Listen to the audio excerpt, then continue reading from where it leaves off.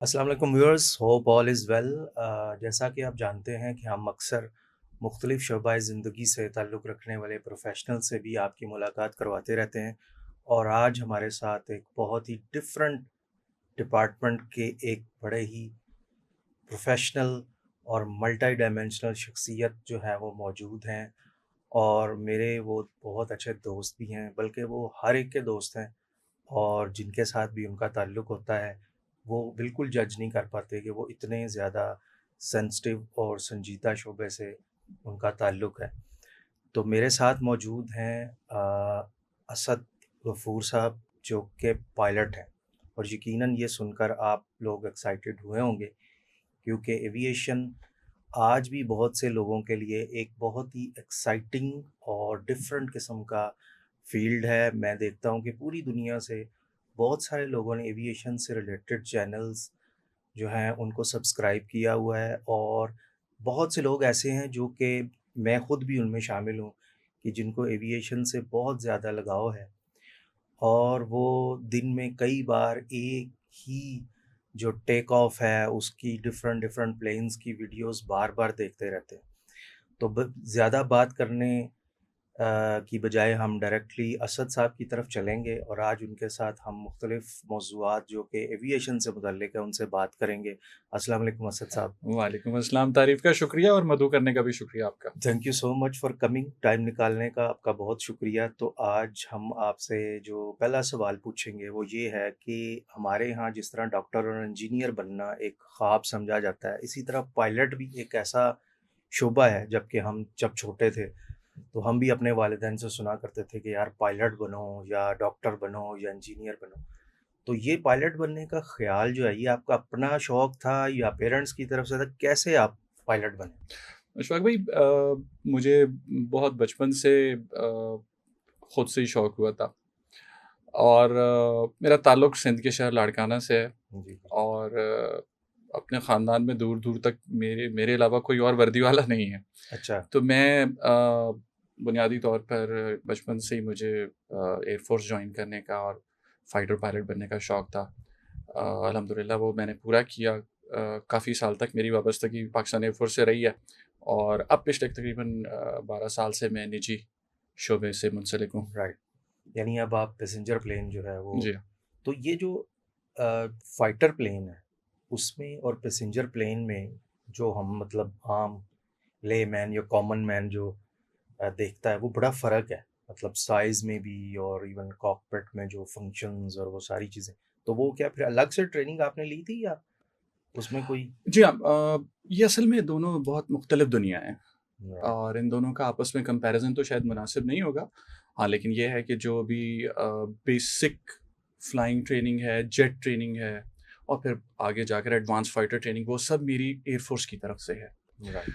लेकिन जब आप एक ख़ास हद तक, एक ख़ास तजुर्बे के बाद जब आप अगर सिविल वग़ैरह में जॉइन करना चाहते हैं, तो फिर आपको सिविल फ्लाइंग से मुतालिक एग्ज़ाम्स और सिविल में जो जहाज़ पैसेंजर प्लेन्स हैं, राइट। उनके ऊपर ट्रेनिंग और फिर उसके बाद मज़ीद सर्टिफ़िकेशन दरकार होती हैं। राइट। तो वो सब मराहिल से मैं गुज़रा हुआ हूँ। राइट।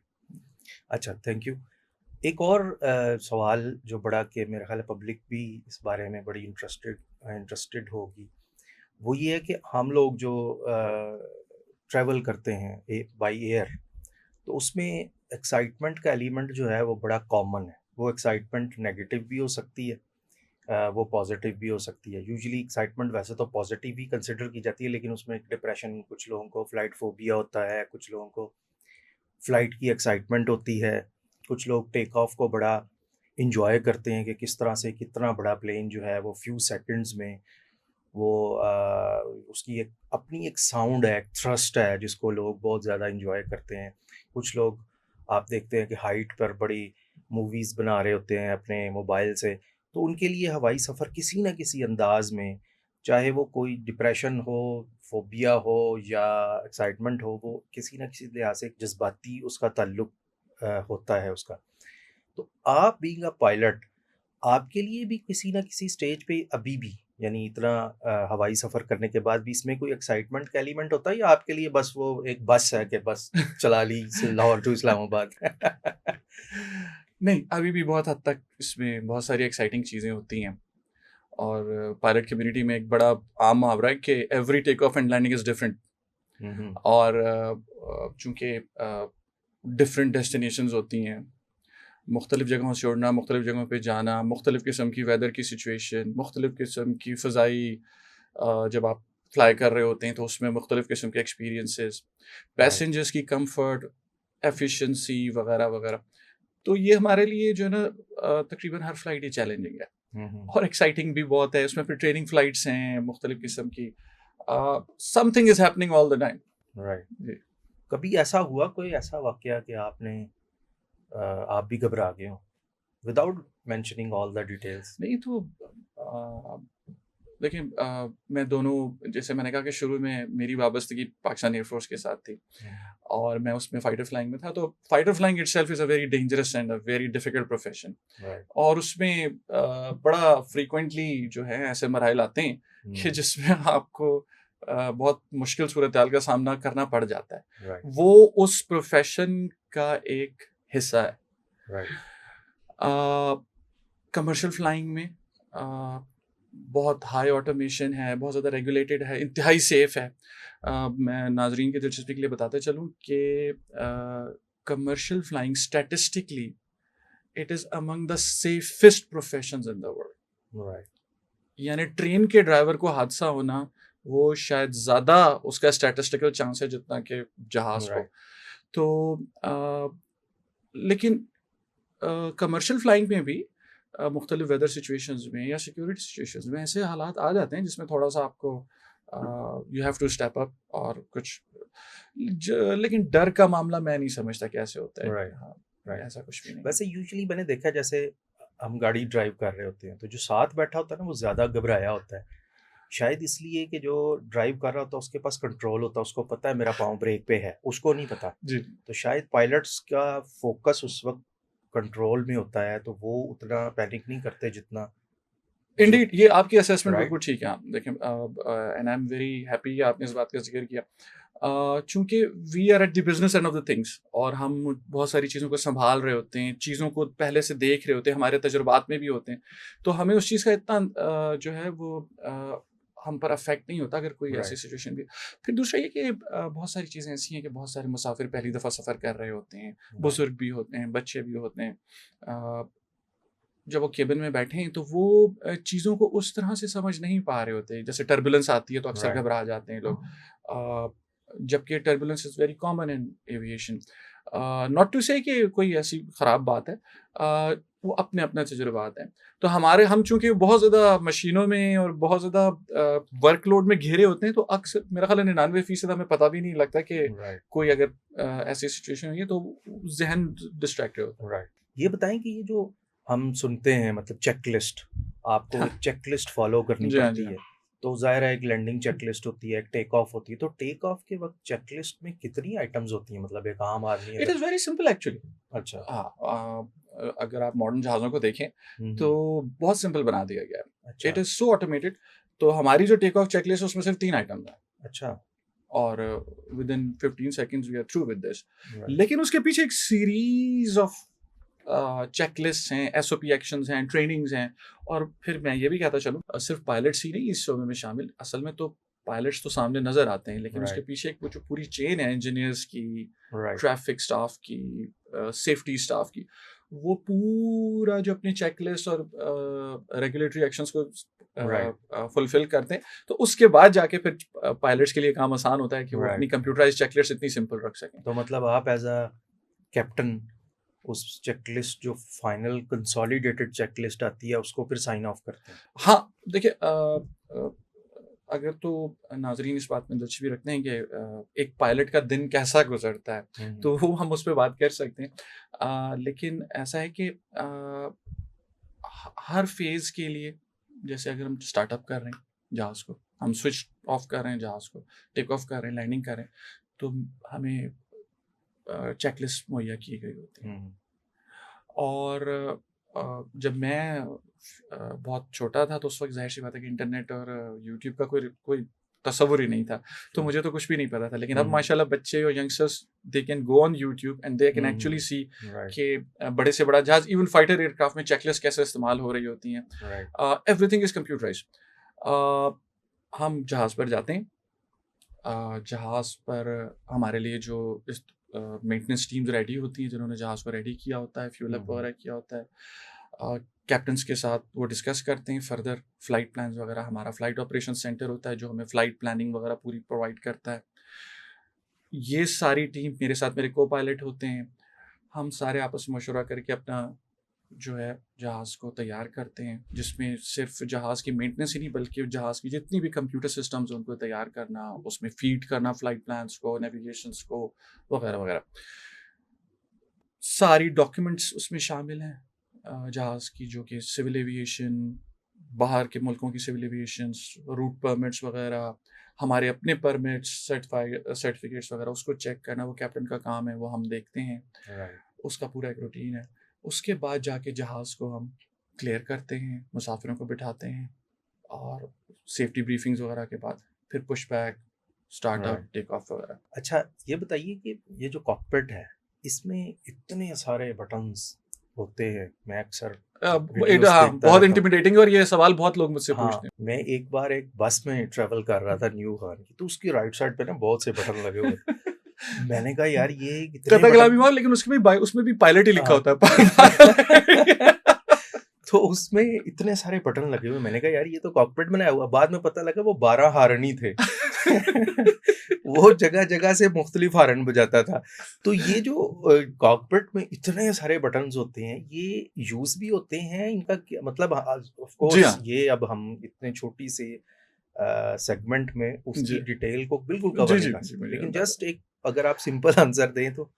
बेयर मिनिमम जो स्विचेस, सर्किट ब्रेकर्स और कंट्रोल्स वो कॉकपिट में लगाए होते हैं। तो अगर आप 60s या 70s के एयरक्राफ्ट देखें तो वो तो उसमें तो बिल्कुल कतारें लगी होती थी स्विचेस की और सर्किट ब्रेकर्स की। लेकिन अब जो है, जैसे जैसे ऑटोमेशन बढ़ गई है और कंप्यूटराइज सिस्टम बहुत ज़्यादा हो गए, तो अब आप एयरक्राफ्ट में जाएं तो हालांकि आम लोगों के लिए तो वो फिर भी बहुत है, लेकिन पहले के राइट, मुकाबले में बहुत कम हो चुका है।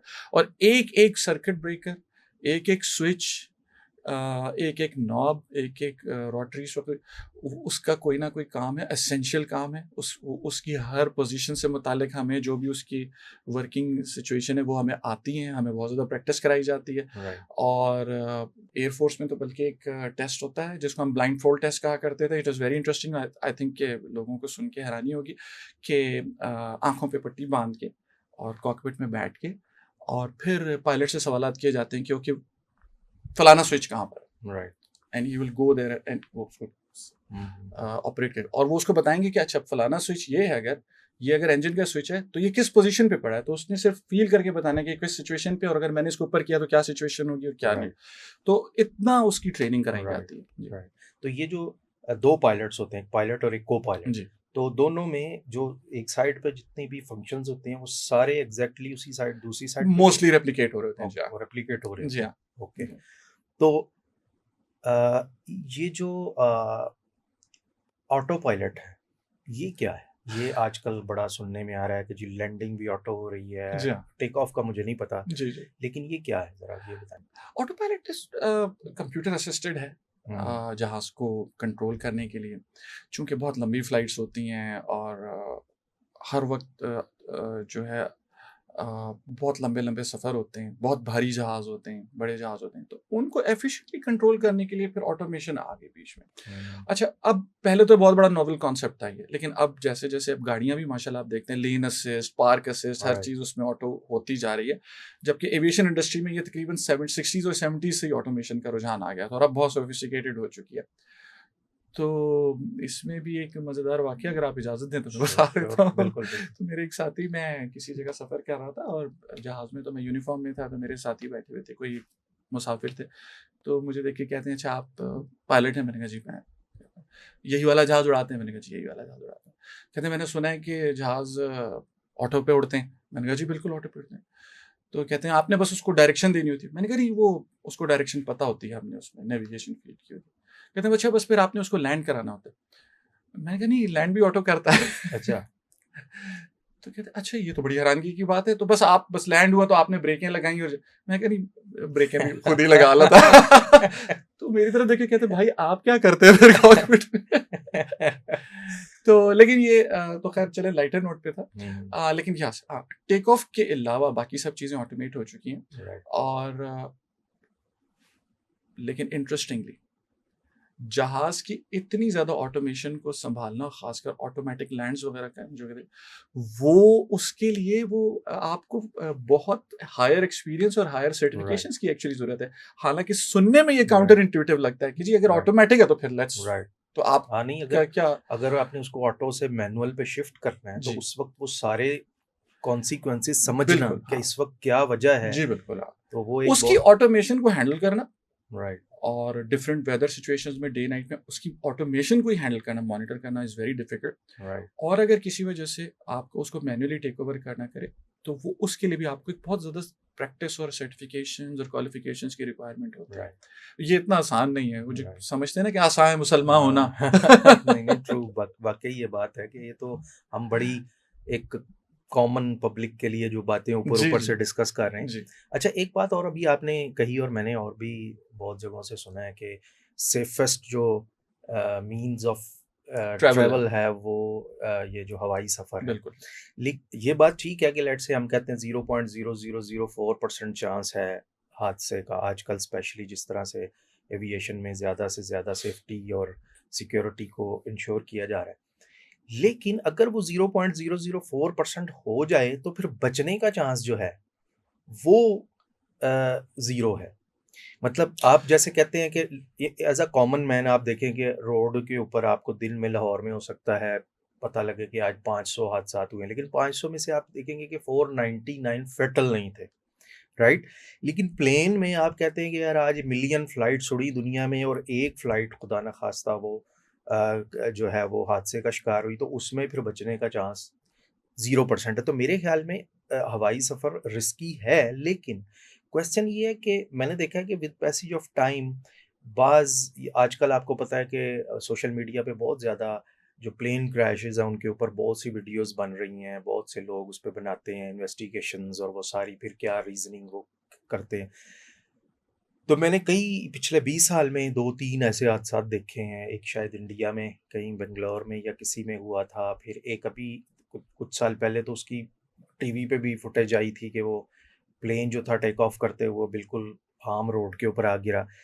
तो मैं अक्सर देखता हूँ कि एयरपोर्ट में जहाँ पर आपने रनवे को मेजर किया होता है, तो उससे आगे एयरपोर्ट का काफ़ी सारा एरिया, यानी हाँ आप समझ लें 1 किलोमीटर, सवा किलोमीटर वो फ़ारग पड़ा होता है।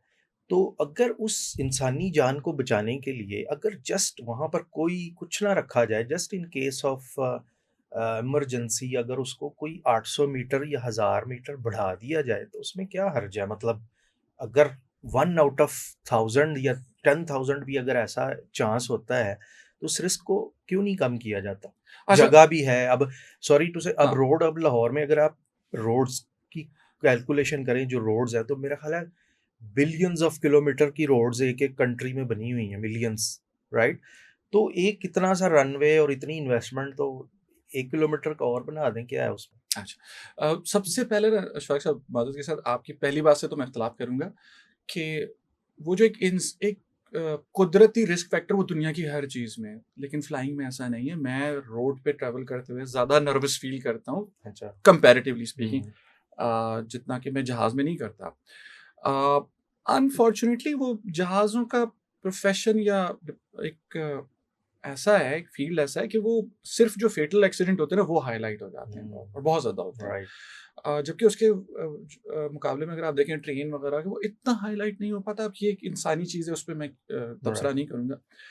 बट बचने के चांसेस बहुत हाई होते हैं और जहाज़ों में बहुत सारे सिस्टम्स रिडंडेंसीज़, कंप्यूटर्स में रिडंडेंसीज़, इंजन्स में, सिस्टम में इतनी ज़्यादा है कि जहाज़ का गिरना बहुत अनहोना वाक़या होता है। अगर हमें कोई जहाज़ के गिरने की खबर आती है तो बहसीत पायलट हम भी चौंक जाते हैं कि हुँ। ऐसा कैसे हुआ होगा? ऐसा क्यों? क्योंकि ऑलमोस्ट ये तकरीबन अब इसके चांसेस नामुमकिन हो चुके हैं। अच्छा, लेकिन जो आपने सवाल पूछा है, वैसे तो बज़ाहिर तो बड़ा सादा-सा क्वेश्चन है। लेकिन एक्चुअली बड़ा टेक्निकल क्वेश्चन है। अच्छा, ये जो आपने बात की है कि रनवे को एक्सटेंड किया जाए या रनवे के आगे जगह छोड़ी जाए, एक्चुअली ये रूल्स और रेगुलेशंस भी शामिल है। इसके बगैर रनवेज और एयरफील्ड सर्टिफाई नहीं होती, और इसके पीछे बहुत सारी परफॉर्मेंस की कैलकुलेशंस शामिल होती हैं, जो कि हर टेक ऑफ, हर लैंडिंग पे ना सिर्फ ये कि एयर ट्रैफिक कंट्रोलर्स भी कर रहे होते हैं, पायलट्स भी कर रहे होते हैं, राइट। और वो बार बार चेक कर रहे होते हैं, और वो मॉनिटर भी हो रहा होता है सारा कि कैसे है। हर रनवे के आगे कुछ ना कुछ इलाका क्लियर होता है, और अगर वो इलाका क्लियर ना हो तो रनवे इटसेल्फ ही इतना लंबा बनाया जाता है। वो जो आप बात कर रहे हैं कि 60s और 70s तक या 80s तक भी इवन रनवेज वगैरह जो होते थे वो इतने छोटे होते थे जिसमें हादसे के चांसेस ज़्यादा होते थे। लेकिन अब पूरी दुनिया में, पाकिस्तान समेत, रनवे माशाल्लाह इतने लंबे हैं कि उस पे अच्छे बड़े से बड़े और भारी से भारी जहाज़ भी अपनी परफॉर्मेंस कैलकुलेशंस के हिसाब से ना सिर्फ सेफली टेक ऑफ कर सकते हैं, मैक्सिमम वेट्स के ऊपर सेफली लैंड कर सकते हैं, बल्कि ओवर वेट लैंडिंग भी की जा सकती है। अच्छा, अब इस पे गलत ना समझिएगा, समटाइम्स ऐसे होता है कि जहाज़ उड़ा और कोई ख़राबी हुई तो वापस आना पड़ा, तो बजाय इसके कि जहाज़ को हवा में हम होल्ड करते हैं अननेसेसरी, तो हम आते हैं और जहाज़ का जो लैंडिंग वेट होता है उससे ऊपर लैंड कर जाते हैं। राइट। लेकिन वो कैलकुलेटेड होता है सब कुछ। कंप्यूटर्स भी कैलकुलेट करते हैं, हम कैलकुलेट करते हैं, को पायलट कैलकुलेट करता है, all three check, we verified, then land, और इसकी पूरी की पूरी मैथमेटिक्स शामिल। तो ये पहले से इनकलकेटेड है इसमें सारे में कैलकुलेशंस। जी, गुड। अच्छा, एक और चीज़ ये बताइए कि ये भी एक मेरा ख़्याल है सवाल, जैसे कि आप कहते हैं कि टेक ऑफ के बाद के 5 मिनट, आम लोग ये बात कहते हैं कि टेक ऑफ के बाद के 5 मिनट्स और लैंडिंग्स के से पहले के 5 मिनट्स जो हैं वो थोड़े से क्रिटिकल हैं। जी, जी, ये बात ठीक? जी हाँ, ये बात ठीक है। राइट। स्टैटिस्टिकली अगेन, अच्छा, चूंकि मेरा सेकेंडरी जो एक्सपर्टीज़ है वो सेफ्टी मैनेजमेंट, फ्लाइट सेफ्टी के साथ है, काफ़ी वसी तजुर्बा है मेरा उसमें, एक्सीडेंट इन्वेस्टिगेशन कोर्सेज वगैरह भी मैंने किए हुए, तो वो मैं उस हिसाब से ज़रा बात करता हूँ, स्टैटिस्टिकली बात करता हूँ। तो स्टैटिस्टिकली इसमें नो डाउट कि मोस्ट ऑफ द एक्सीडेंट्स या इंसिडेंट्स जो हैं वो टेक ऑफ और लैंडिंग, और उसमें से भी जो मेजॉरिटी है वो लैंडिंग में हो रहे हैं। तो ये बात बिल्कुल ठीक है। इसका जो रीज़न है वो कई रीज़न हैं। पायलट से एरर हो जाते हैं, इक्विपमेंट फेलियर्स हो जाते हैं, चूँकि लैंडिंग के वक़्त वेदर सिचुएशंस डिफरेंट होती हैं, रनवे सिचुएशंस डिफरेंट होती हैं। पाकिस्तान में अल्हम्दुलिल्लाह हमारे पास चूँकि बर्फ़ानी तूफ़ान आने, आइसिंग होनी, फ्रॉस्ट होने, वो नहीं है इतने, और जो वेदर है वो भी चंद मखसूस महीनों में फॉग या बारिशें आती हैं, सारा साल हमारे पास बारिशें या मूसलाधार बारिशें वगैरह इस तरह नहीं होती, तो इसलिए अल्हम्दुलिल्लाह हम उस मामले में बड़े सेफ हैं। राइट। अच्छा, और एक हमने बात सुनी हुई है कि सम टाइम एक इंजन काम नहीं कर रहा काम नहीं करा प्लेन का, जी मतलब हाँ, कुछ प्लेन में 2 इंजन होते हैं, कुछ में शायद 4 होते 4 हैं। भी होते हैं जी, बिल्कुल। तो 2 वाले में एक इंजन काम नहीं कर रहा और पायलट जो है वो विदाउट मेंशनिंग इसको बाज़ दफ़ा ईज़िली लैंड कर सकता है। हाँ। तो ऐसा होता है कि आपने कभी, आपसे मुराद ये है कि आप नहीं, मतलब इस इंडस्ट्री में ऐसा क्या कॉमनली होता है कि बाज़ दफ़ा एक इंजन नहीं काम कर रहा और उन्होंने पैसेंजर्स को इन्फॉर्म भी नहीं किया और आराम से डेस्टिनेशन पे पहुँच गए, ऐसा होता है? नहीं, ऐसा नहीं होता, ऐसा अच्छा। कतई नहीं होता। नाज़रीन इस मामले में बिल्कुल इत्मीनान रखें, अच्छा। ये पायलट की रिस्पॉन्सिबिलिटी है। दूसरा ये हुँ, कि इंजन इतना बड़ा होता है कि एक तो ये कि ये कॉमन नहीं है, इंजन फेलियर कॉमन नहीं है। राइट। अ, इस मामले में आपको जो है वो यूरोपियन और अमेरिकन मैन्युफैक्चरर्स को दाद देनी पड़ेगी कि उन्होंने जो हुँ, है इंजन्स की जो डिज़ाइन है, आप खुद भी जानते हैं माशाल्लाह, आप राइट। दुनिया की one of the leading right. Arrow engine companies के साथ वाबस्ता हैं, तो आप हुँ, जानते हैं कि हुँ, कितना उसके ऊपर रिसर्च एंड डेवलपमेंट पे, उसकी ऑपरेशनल सेफ्टी के ऊपर राइट। कितना खर्चा किया गया, कितना उस दिमाग उसके ऊपर खर्च हुआ है। तो कॉमन बिल्कुल भी नहीं है। हाँ, लेकिन अगर ऐसा हो जाता है तो ना सिर्फ़ ये कि मुसाफ़िरों को ऑटोमैटिकली पता लग जाता है, और दूसरी बात ये कि पायलट की ड्यूटी है कि उनको इन्फॉर्म करे, क्रू को इन्फॉर्म करे। हाँ, लेकिन सेफ़ और स्मूथ लैंडिंग इत्मीनान से हो जाती है। राइट। माशाल्लाह, जो अगेन वही बात है कि मैं जो इस मामले में यूरोपियन और अमेरिकन मैन्युफैक्चरर्स को दाद देना पड़ेगी कि एक इंजन पर भी जहाज़ का फुल लोड टेक ऑफ भी हो जाता है और अच्छा। लैंडिंग भी हो जाती है। और ये लेकिन सर्टिफिकेशन रिक्वायरमेंट है। इसके बगैर आप जहाज़ को उड़ा नहीं सकते। अगर मैन्युफैक्चरर की बात करें राइट। कि अगर वो ये डेमोंस्ट्रेट नहीं कर सकते कि जो इंजन लगा हुआ है, तो एक सिंगल इंजन के ऊपर जहाज़ अगर टेक ऑफ करते हुए एक इंजन फेल हो जाता है किसी वजह से, अच्छा। जो कि बहुत रेयर है, हम्म। एक्सेप्शनली रेयर है। लेकिन अगर हो जाता है तो दूसरा जो बाकी का इंजन है, उसके ऊपर जहाज़ अपने फुल लोड के साथ टेक ऑफ कर सकता लेकिन वो लेट्स से अगर एक सडन फेलियर होता है। है, जी। तो एक राइट इंजन एक लेफ्ट इंजन है। अब फर्ज करें कि left engine God forbidden fail हो गया, तो सारी थ्रस्ट तो राइट इंजन से आ रही है, तो बैलेंस कैसे रहता ये सबसे पहली बात तो ये देखिए कि पायलट्स को इसकी ट्रेनिंग कराई जाती है है? और एक्सटेंसिव ट्रेनिंग कराई जाती है। राइट। एयरफोर्स में जहाज़ों पर और सिमुलेटर्स पर, और सिविल में सिमुलेटर्स के ऊपर। और ये हमारे सिमुलेटर कोर्सेज का, ट्रेनिंग कोर्सेज का लाजमी हिस्सा है कि हम उसको कंट्रोल करें, नंबर वन। दूसरा ये कि ऑटोमेशन इतनी हाई है, जहाज़ के अंदर कंप्यूटर्स इतनी सोफिस्टिकेटेड लगे हुए हैं कि मेजॉरिटी ऑफ द कंट्रोलिंग वो जहाज़ के खुद कंप्यूटर्स ही। खुद कर राइट, देते हैं राइट। और उसको जो है लटखड़ाने उसको नहीं देते। बैलेंस कर देते हैं। बिल्कुल। वेरी जी। Very good. अच्छा सर, लास्ट क्वेश्चन और मोस्ट इम्पोर्टेंट क्वेश्चन हमारे यंगस्टर्स के लिए। अब आपको इस चीज़ का हम सबको अंदाज़ा है कि हर चीज़ कमर्शलाइज हो गई हुई है, हर चीज़। यानी अब कोई भी काम कमर्शियल ऑब्जेक्टिव के बगैर नहीं चल रहा दुनिया में। तो इस दौर में जब इवन आपके जो फैमिली में भी जो यंगस्टर्स हैं, वो भी ज़ाहिर है ये आपके इर्द-गिर्द आपको पता लगता रहता है कि हर वक़्त ये सोचते रहते हैं, यार ये करना चाहिए, वो करना चाहिए, इस फ़ील्ड में जाना चाहिए, इस फ़ील्ड में जाना चाहिए। तो कितना रिकमेंड करेंगे आप ये कंसिडर करते हुए कि आगे जो फाइनेंशियल रिस्पॉन्सिबिलिटीज़ हैं यंगस्टर्स की, या दुनिया जिस तरह से ग्लोबली जो हमारे चेंजेज़ आ रही हैं, उसमें अब पायलट बनना जो है, वो आप कितना रिकमेंड करेंगे कि बंदे को इस फ़ील्ड में जाना चाहिए यंगस्टर्स को? Highly recommended. हुँ, हुँ। 100% नहीं, 200%। वेरी हाँ, लेकिन आपकी बात से इत्तेफ़ाक करता हूँ कि कमर्शियल एस्पेक्ट बढ़ चुका है, और लेकिन पैशन विल नेवर डाई। हुँ, यंगस्टर्स, मेल्स, फीमेल्स पहले के मुकाबले में ज़्यादा अवेयर हैं, उनको पता है क्या करना है, कहाँ जाना है, और इसी वजह से इसमें रुझान भी ज़्यादा बढ़ रहा है। Specially right. फीमेल्स का रुझान भी बढ़ता जा रहा है बहुत ज़्यादा फ्लाइंग की तरफ।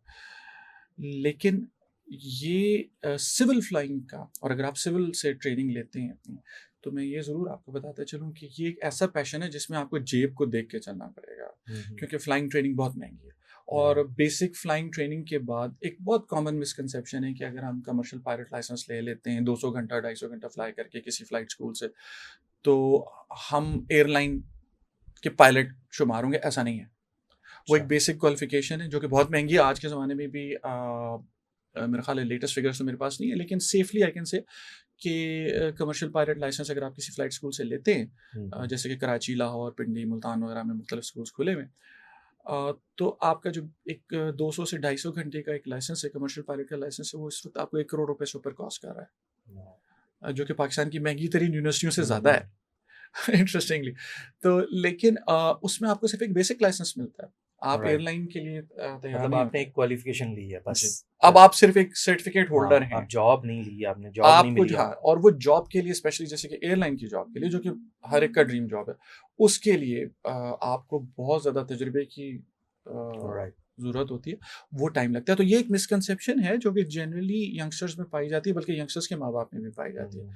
कि अच्छा अगर हम 1 करोड़ सवा करोड़ रुपए खर्च करेंगे बच्चे पे या बच्ची पे, तो they will be in the airline. Right, मैं कहा नहीं, वो एयरलाइन में नहीं आ सकते, उसके लिए फिर राइट। फर्दर आपको आगे पैसा खर्च करने की ज़रूरत है और तजुर्बे की ज़रूरत है। हाँ, तो बिल्कुल passion will never die. Sure, शौक का कोई मोल नहीं है। ट्रू। अ, मैं 100% नहीं, 200% रिकमेंड करता हूँ। हुँ, एयरफोर्स के लिए भी रिकमेंड करता हुँ।